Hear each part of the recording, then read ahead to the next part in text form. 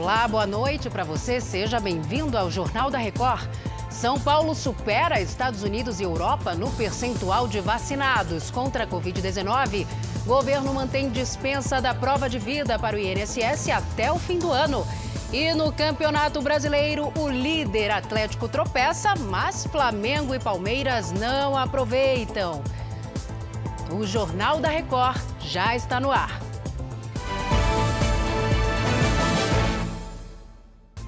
Oferecimento Bradesco. Pague do seu jeito. Curta o futuro agora.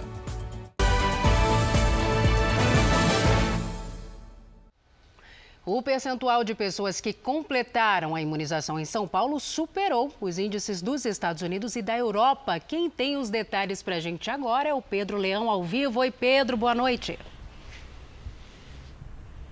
Boa noite, Salce, e todos que acompanham o Jornal da Record. Segundo o governo, o estado chegou a 60% da população com o esquema vacinal completo. Esse número é superior aos 55% dos Estados Unidos e aos 52% da média geral dos países do continente europeu. Neste ranking, São Paulo ainda supera outros 4 países: Austrália, Argentina, Rússia e México. Os dados são da Universidade de Oxford, na Inglaterra. Já são mais de 65 milhões de doses aplicadas desde o início da campanha de imunização.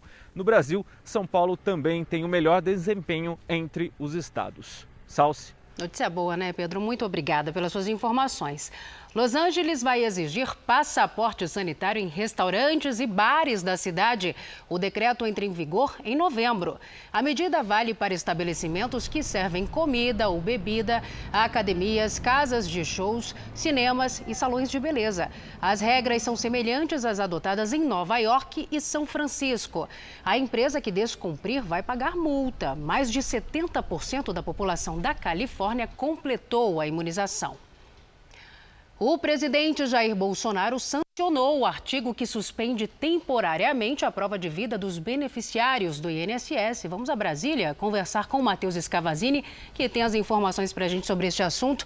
Matheus, boa noite para você. Fala para a gente, por favor, até quando está suspensa a prova de vida.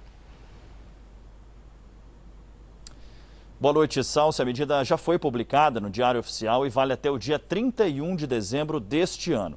O Congresso Nacional já havia assegurado a suspensão dessa exigência ao derrubar, no mês passado, o veto presidencial que determinava o retorno dos segurados às agências da Previdência Social para comprovar que estavam vivos. A suspensão da prova de vida acontece para evitar que os beneficiários se exponham aos riscos durante a pandemia. O procedimento é realizado para evitar fraudes e deve ser feito uma vez por ano pelos aposentados e pensionistas. Com a medida, quem não realizar a prova de vida não vai ter o benefício bloqueado. Salce. É certo, Matheus. Já conversamos de novo. Os casos de Covid-19 no mundo caíram pela 4ª semana seguida. Notícia animadora. Os dados foram divulgados pela Organização Mundial da Saúde nesta quarta-feira.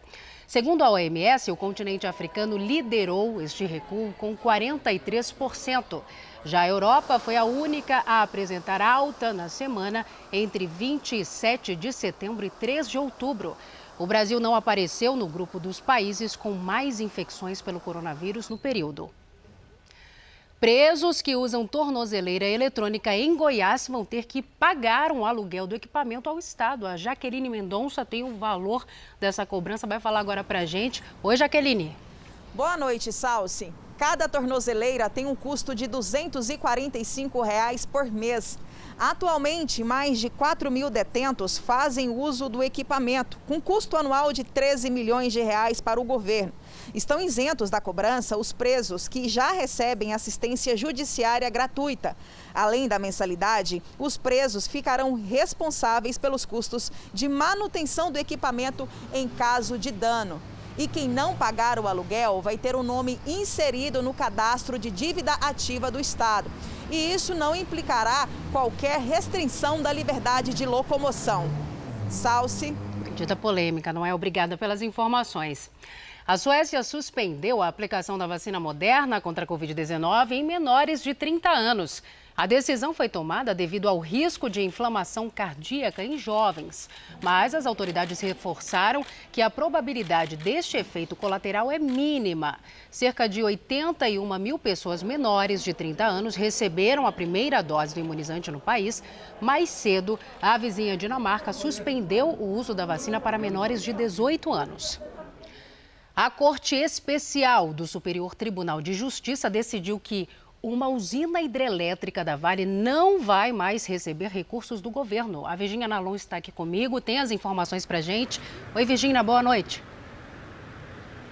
Oi, Salso, boa noite para você, boa noite a todos. A usina hidrelétrica Risoleta Neves, instalada no Rio Doce, está inativa há 6 anos por causa dos danos provocados pelo rompimento da barragem de Fundão e Mariana em 2015. O desastre ocasionou o acúmulo de terra nos reservatórios da usina, que continua a receber recursos da Agência Nacional de Energia Elétrica, mesmo sem funcionar. Segundo a ANEEL, foram investidos 420 milhões de reais na usina.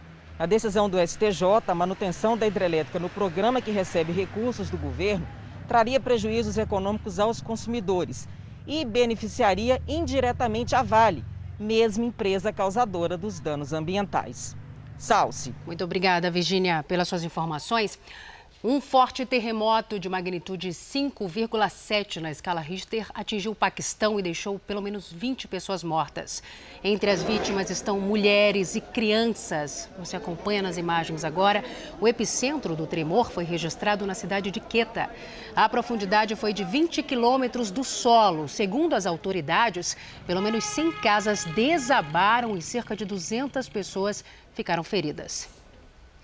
E olha, no Rio de Janeiro já dura mais de 12 horas a primeira audiência de instrução do julgamento dos acusados pela morte do menino Henri Borel, de 4 anos. Vamos até o Tribunal de Justiça com o Leonardo Aki, que tem os detalhes. Oi, Léo, boa noite.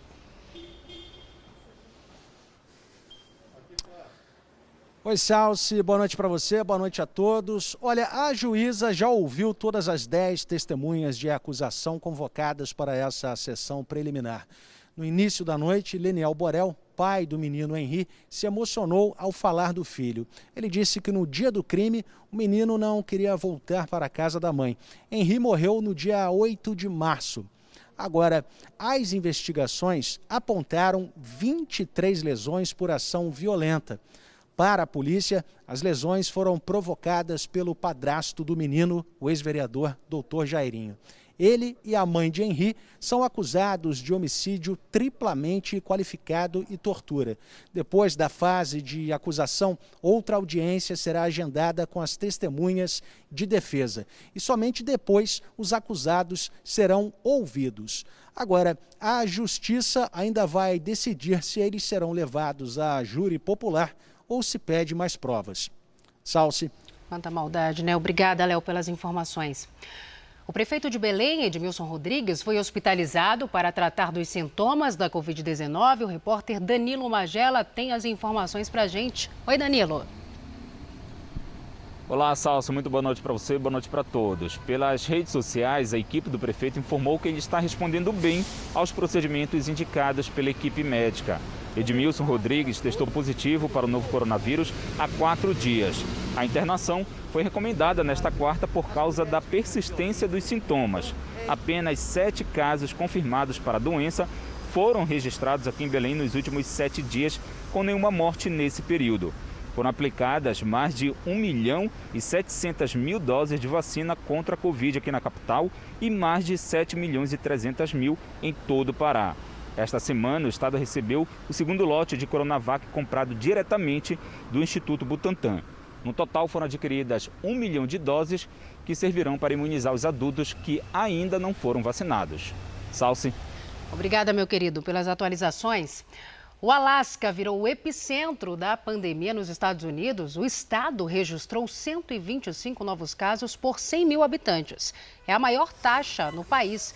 Houve casos de médicos que tiveram que escolher quem tinha mais chances de sobreviver.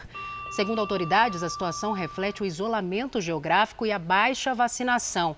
51% dos moradores completaram a imunização. A Prefeitura de Curitiba liberou o funcionamento de casas de shows e casas noturnas. O repórter Mark Souza tem os detalhes para a gente. Oi, Mark, boa noite. Oi, Salso, boa noite. As casas vão poder abrir com lotação máxima de 70% ou limite de 1.000 pessoas. As pistas de dança poderão funcionar em uma área delimitada com o uso de máscaras obrigatório e sem consumo de bebidas e alimentos. Esse consumo só vai ser permitido para os clientes sentados. Continuam suspensos o consumo em tabacarias e as bebidas alcoólicas em vias públicas. Salce. Muito obrigada, Mark. E ainda no Paraná, a Pfizer vai realizar um estudo de mapeamento de resposta da vacina às variantes do coronavírus. A pesquisa vai recrutar 4.500 participantes em Toledo, no interior do estado. E a cidade é a única no país a participar do estudo com pessoas acima de 12 anos. A possibilidade de surgimento de novas cepas também vai ser analisada. O Ministério Público do Ceará acionou a Prefeitura de Nova Olinda para revogar o decreto que desobriga o uso de máscaras em espaços públicos. Os detalhes agora com o Elmar Lima. Elmar, boa noite. Olá, boa noite, Salce, boa noite a todos. A Prefeitura da cidade revogou nesta quarta-feira a obrigação do uso das máscaras em espaços públicos. O Ministério Público contestou a ação da Prefeitura, já que não é permitida a publicação de atos desse tipo, porque já tem em vigor um decreto estadual que obriga o uso das máscaras em locais públicos no Ceará. A Prefeitura de Nova Olinda, que já foi notificada, tem 24 horas para informar sobre a revogação do decreto sob pena de adoção de medidas judiciais. Segundo o MP, os municípios podem legislar sobre condutas preventivas e de combate à Covid-19, mas não podem revogar, alterar ou amenizar normas estaduais. Salce. Obrigada, Elmar. Agora a gente fala das medidas rígidas do Canadá, que vai exigir a vacinação contra o coronavírus para quem for usar o transporte público. Passageiros de avião, trem e navio vão ter que apresentar o comprovante de imunização antes do embarque. O governo também vai obrigar a vacinação de servidores federais. Eles têm até o dia 29 deste mês para apresentar o documento no local de trabalho. Mais de 81% dos canadenses com mais de 12 anos completaram a imunização. Recife está há 3 dias sem mortes causadas pela Covid-19. A Priscila Assis atualiza as informações direto da capital pernambucana. Priscila. Boa noite, Salce. Esta é a primeira vez este ano que o Recife completa 72 horas sem registros de óbitos pela Covid-19. Segundo dados da Vigilância Epidemiológica da Secretaria de Saúde da capital pernambucana, a cidade também apresentou uma queda de 84% no número de mortes pela doença e diminuição de 73% no número de novos casos confirmados. Isso na comparação do período de 3 a 16 de janeiro. Antes do início da vacinação, com um intervalo entre 12 e 25 de setembro. Até o momento, 81% da população do Recife está imunizada com a primeira dose da vacina e outros 47% já completaram o esquema vacinal. Salce. Obrigada, Priscila. Isso se deve ao avanço da vacinação. Seguimos no Nordeste do país, porque na Bahia, 97% dos municípios não registraram mortes por Covid-19 nos últimos 7 dias. A Juliana Tourinho tem os detalhes de Salvador. Boa noite, Juliana. Boa noite, Salce. Boa noite a todos. A boa notícia foi divulgada nesta quarta-feira no boletim da Secretaria de Saúde do Estado da Bahia. O governo atribui o resultado ao avanço da vacinação, que está disponível para jovens entre 12 e 17 anos. A aplicação também continua para quem ainda não tomou a segunda dose, além do reforço para idosos acima de 60 anos.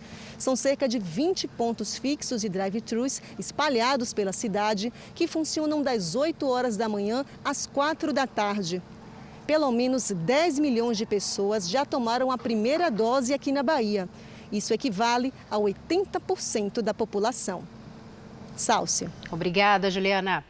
O ritmo da vacinação contra a Covid-19 está lento no Maranhão. O estado é um dos mais atrasados na campanha de imunização. A Sâmia Stephanie tem as informações. Oi, Sâmia, boa noite.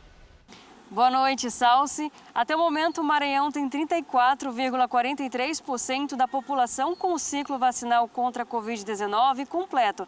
No total, um pouco mais de 6 milhões e 600 mil doses foram aplicadas no estado. Números que colocam o Maranhão com o segundo pior desempenho no ranking de vacinação do Nordeste, à frente apenas do estado do Piauí. A Secretaria Estadual de Saúde pede que as pessoas que ainda não receberam a segunda dose busquem um ponto de vacinação para completar o ciclo. Mais de 10 mil pessoas já morreram por Covid-19 aqui no Maranhão. Salce. Obrigada, Sâmia. Um estudo feito por cientistas da Califórnia revelou um tratamento promissor contra o vírus da dengue. Os testes foram realizados em culturas de células e em ratos. Para os cientistas, a descoberta é um avanço importante contra a doença. A pesquisa foi publicada na revista científica Nature. O vírus transmitido pelo mosquito Aedes aegypti infecta 98 milhões de pessoas por ano e está presente em 128 países, incluindo o Brasil. O Ministério da Saúde apontou queda na cobertura de todas as vacinas destinadas a crianças e aos adolescentes em Maceió. Vamos conversar com o Neto Mota, que tem as informações para a gente. Oi, Neto.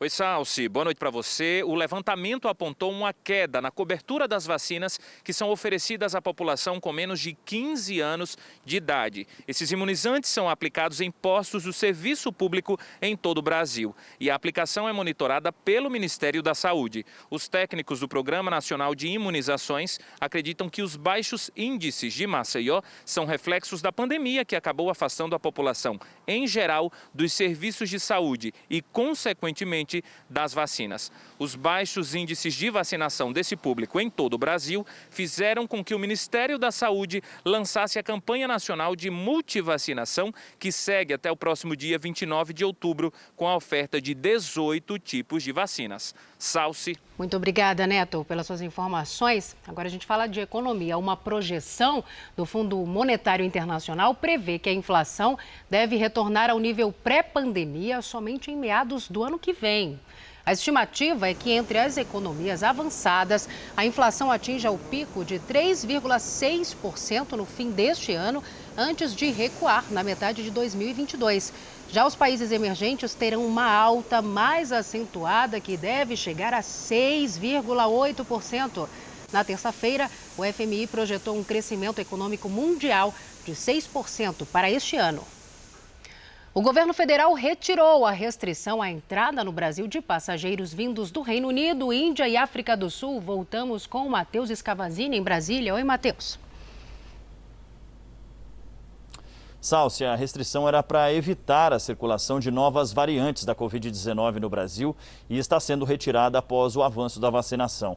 A regra anterior proibia voos com origem ou escala nesses países e também entrada de estrangeiros com passagens por esses lugares nos 14 dias anteriores ao voo para o Brasil.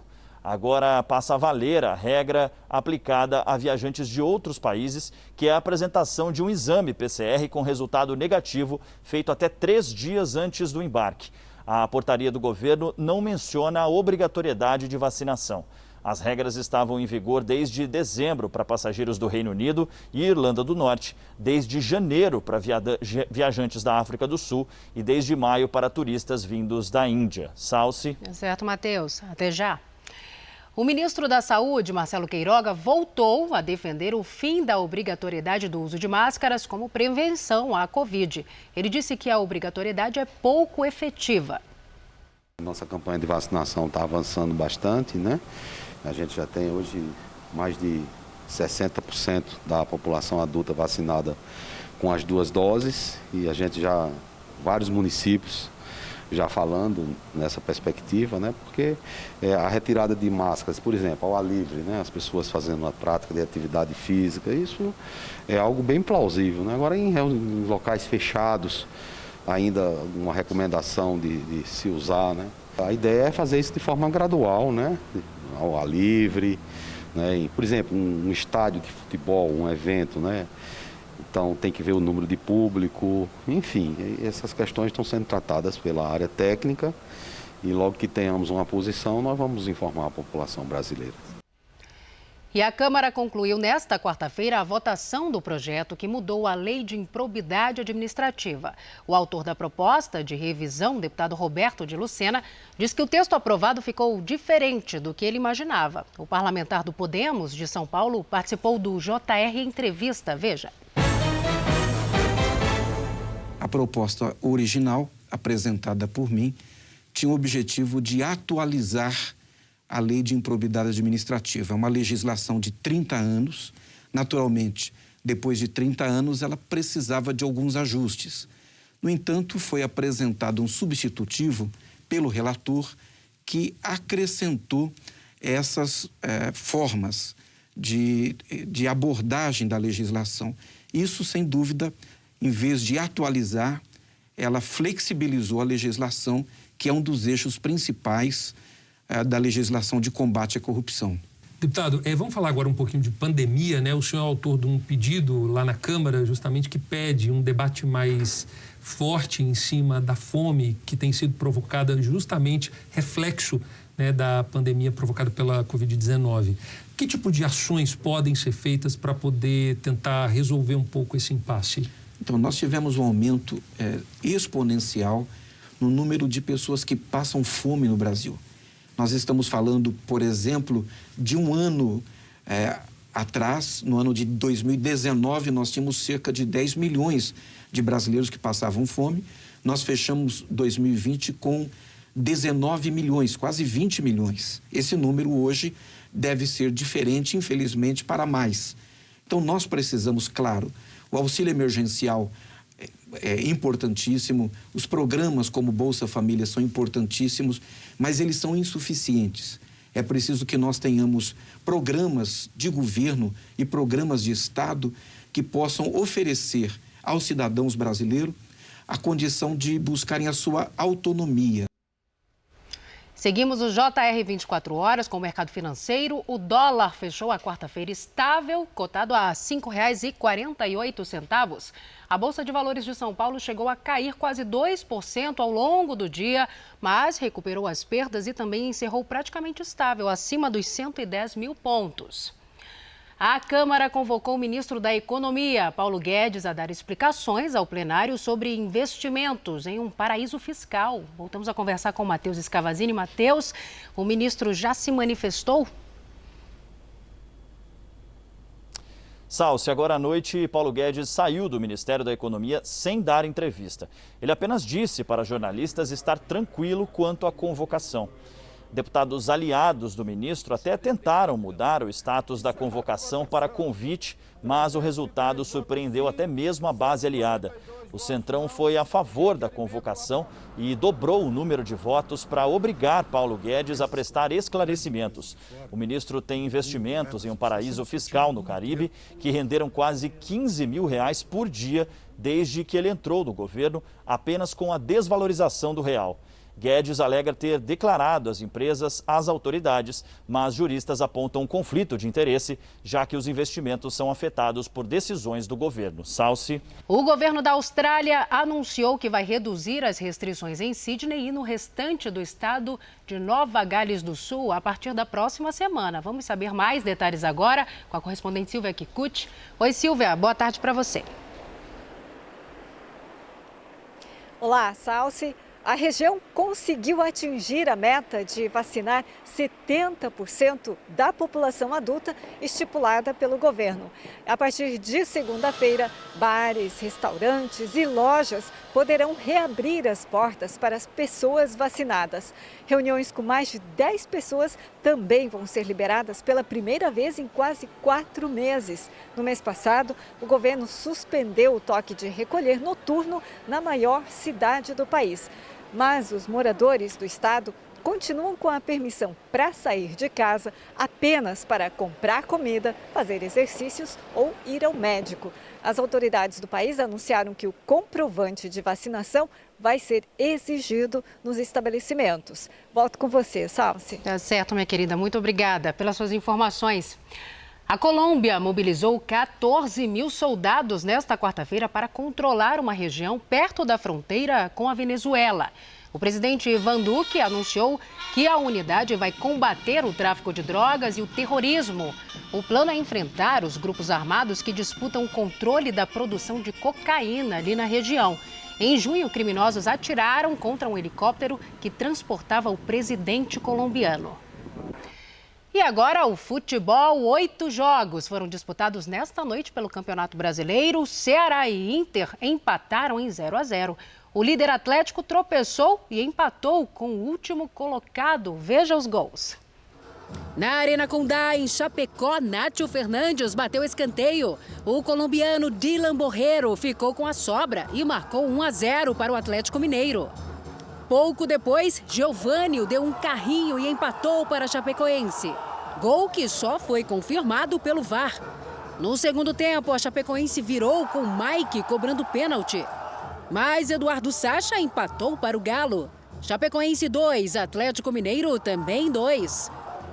O segundo colocado, Palmeiras, foi até Belo Horizonte e saiu na frente do América Mineiro. Rony recebeu o lançamento, driblou a zaga e bateu firme no canto para fazer 1-0. No segundo tempo, Patrick chutou e marcou um golaço para o América, que virou o jogo no finalzinho com esse pênalti batido por Ademir. América 2, Palmeiras 1.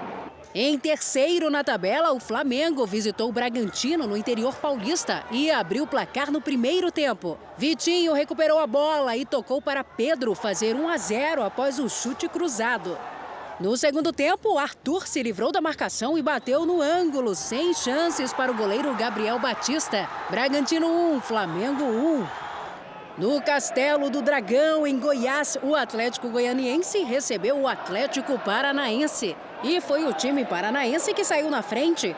David Terans cruzou e Marcinho completou de cabeça. No segundo tempo, após o cruzamento de Nicão, Eric ajeitou de cabeça e Terans fechou o placar. Atlético Goianiense 0, Atlético Paranaense 2.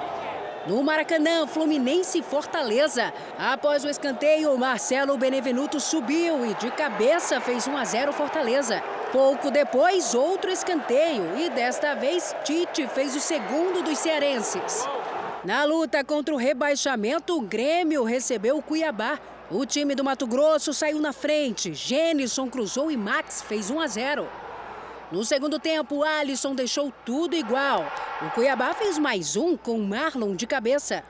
Mas 3 minutos depois, Alisson empatou de novo. Final, Grêmio 2, Cuiabá também 2. Esta edição do Jornal da Record termina aqui. Outras informações no Fala Brasil, às 8h30 da manhã. Fique agora com as imagens que marcaram esta quarta-feira. E logo depois tem o Fala Que Eu Te Escuto. Uma ótima noite para você. Cuide-se. Tchau.